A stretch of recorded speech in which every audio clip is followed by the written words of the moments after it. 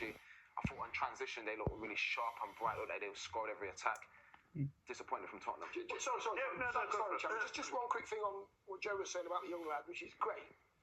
But when you've got players like McGinnon and Martinez, you mentioned Martinez, it was a great point, Joe. The point that you made about Martinez not wanting to lose, or not even at 2-0 up, you could see that McGinn and Martinez were very aware that those last 5 minutes were coming, and that's a mentality switch, and that's what I'm loving to see about Aston Villa. They're not just a team that's starting to do well; they're a team that's starting to plan how to win games. And obviously, it ended up being a difficult couple of moments. But that mentality of knowing what it takes to win the 95, 96 minutes of concentration, because Villa were good today. They were only good. They weren't brilliant. And Tottenham were poor, but it still turned into a game. So if you want to go to that next level, you need people like Emi Martinez reminding them that good's okay, but to go to the next level, it's everything. Can you go back to your point on good in transition?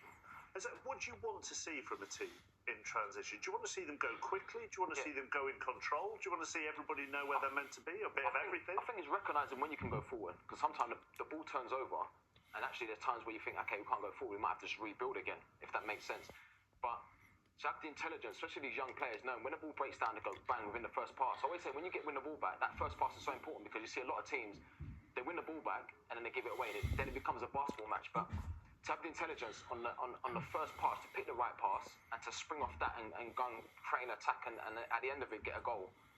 It's top performance tonight. But then also presumably to immediately know where you've got to be, and that becomes second nature if it's drilled into you.